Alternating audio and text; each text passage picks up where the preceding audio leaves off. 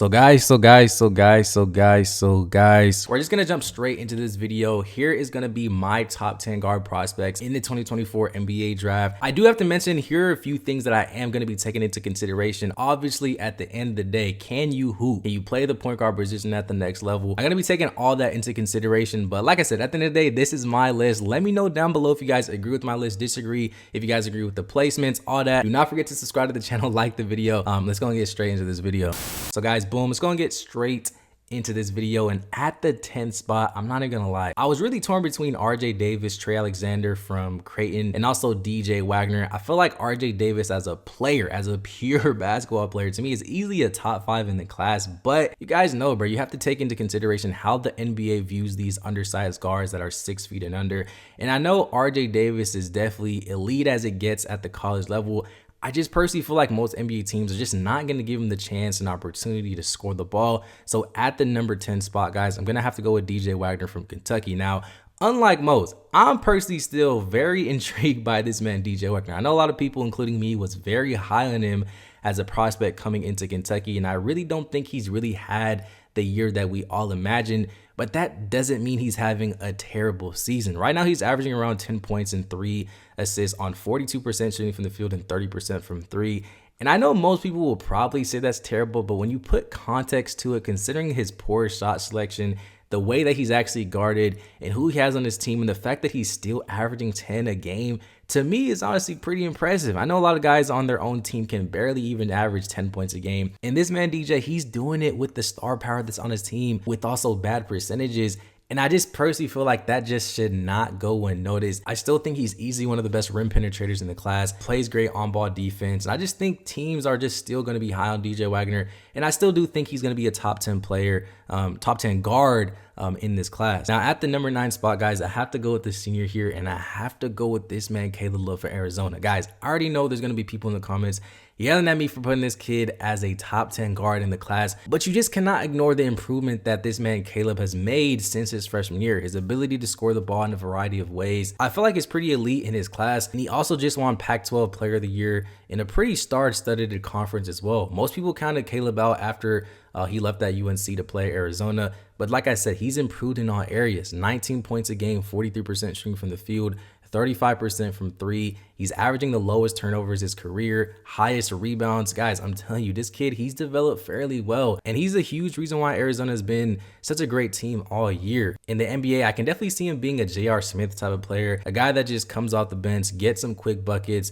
and just goes about his business. I don't really see him being more than a solid scorer in the league, and if he can definitely turn into a willing defender, buy into a role, I could definitely see an NBA team taking a chance on him. Now, at the number 8 spot, guys, I have to go with another senior here, and I have to go with one of my favorite players in the class, where I have to go with Mr. Antonio Reid from Kentucky. He's in contention for the Wooden Player of the Year, one of the best scorers and shooters at the college level, leading his team in scoring while having 2 of the highest projected picks in the draft, being Robert Dillingham and Reid Shepherd. I just personally feel like this kid just does not get talked about enough. Antonio Reid just has to go in the first round. The thing that people just don't get is that this kid shoots a lot of shots, but he's efficient as well. 20 points a game, 51% shooting from the field, 44% from 3. And I'm gonna admit, bro, Antonio really doesn't do much else besides score the ball and shoot threes.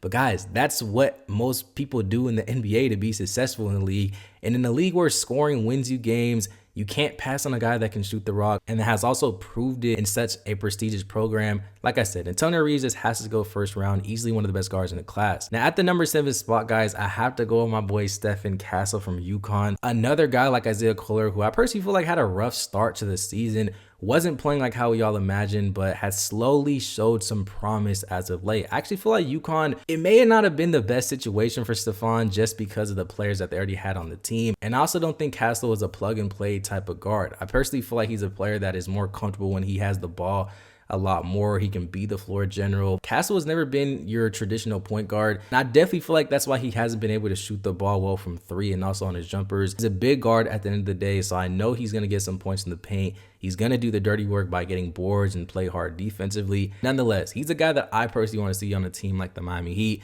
Definitely one of the best guards in the class. Now, at the number 6 spot, guys, I have to go with Devin Carter from Providence.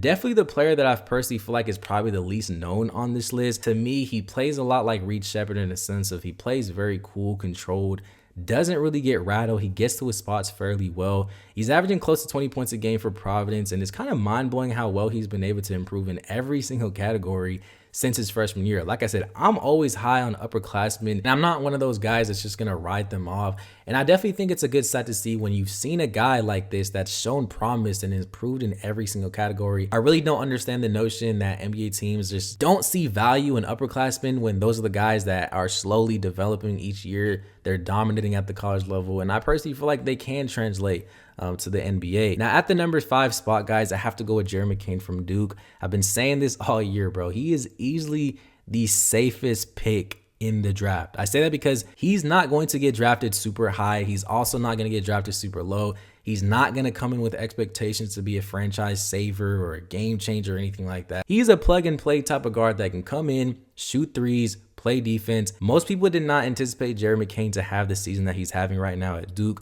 13 points a game, 5 rebounds, 2 assists on 40% from 3. He's also had games where he's managed to grab over 10 boards on multiple occasions. Guys, I'm telling you, this kid just plays winning basketball. And like I said, he's a shooter at the end of the day. Now, at the number 4 spot, guys, I have to go with this man, Isaiah Kohler from USC. Like I mentioned, just like Stephon Castle at UConn, Isaiah Kohler just was having a rough start to start the season, but I really don't know what's gotten into this kid ever since he came back from injury. But bro, this kid, Isaiah Kohler, has been a dog ever since February, and he's also been pretty efficient. He's had 31-point games, 24-point games versus top-ranked teams. He's been taking care of the ball a lot better for his standards, and he's also been helping USC turn things around. I will admit, I actually do believe if Isaiah Kohler had never turned things around, that he probably would have slipped maybe in the 20s in the first round, but I've been seeing him back in lottery conversation. It's really hard to find a true comparison to Isaiah Kohler's game, in my opinion, but at the end of the day, he's a big guard. He can come in, orchestrate an offense at a high level. He's great at rim penetration. He's great at throwing lobs, creating open threes for his teammates. He can score well at the rim. I'm just praying that Isaiah Kohler can just play in the March Madness tournament.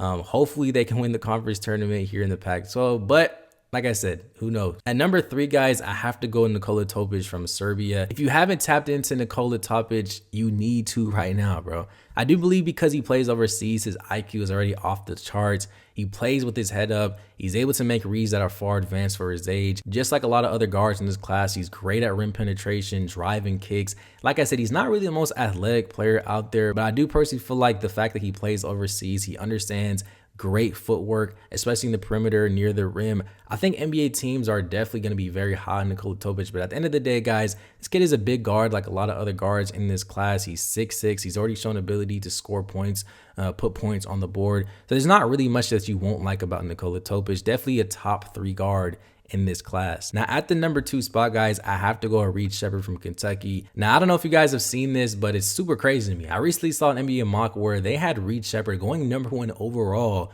in the draft to the San Antonio Spurs. Most people would say that this is absolutely crazy, and you would have to be drunk to think that Reid is a franchise changer, number 1 overall, guys. But guys, before the season even started, who expected Reid to be this good? Even in high school, who thought he would have been a top 20, 25 player coming out of high school? Who would have thought that Reid would be the guy coming out of a 5-star recruiting class that Kentucky brought in that would be arguably the most consistent out of the bunch? Who would have thought that Reid would win Freshman of the Year in the nation? Guys, I guarantee you there's not too many people out there who thought that. And I say all that to say that Reid, in my opinion, should be a top 5 to 10 pick in this draft. He plays the game the right way. He shoots the ball very, very well, shooting over 50% from 3 and also the field. His defensive upside is very, very crazy. He's going to have at least 1 to 2 blocks a game that make you just scratching your head like, how in the who did he just do that? But no matter what, guys, like I said, Reid is good to me, and he's easily a top 2 point guard in this draft. Now, at the number 1 spot, guys, I have to go with Robert Dillingham from Kentucky.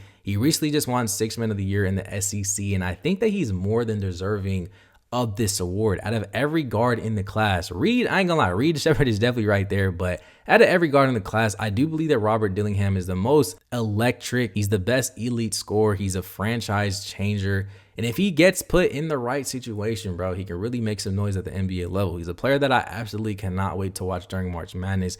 He's built for March Madness. He's built for big moments, and a guy that can go off for 30 points on any given moment, bro. I'm telling you, he's going to be the John Morant of this March Madness tournament. He's going to lead Kentucky to the Final Four along with Reid and the guys stamp this video right here, bro. But all in all, though, I do believe that he is the best guard prospect. I really do think it's going to come down to the situation, where he ends up, where he lands, if he's going to have a successful NBA career. I really do not want to see him go to a team like the Pistons or the Rockets or anything like that. It's going to wrap it up. Teams like the Miami Heat, the Spurs, Pelicans, Raptors, even the Suns, teams that need a point guard, I do think that's going to be the right situation for this man, Robert Dillingham. But guys, like I said, that is my top 10 guards in the 2024 NBA draft. Let me know if you guys want me to do a wing edition and also a bigger centers edition to this type of video. Let me know down below if you guys agree with my list. Like the video, helps the channel out in so many ways, and I'll see you guys in the next one. Peace.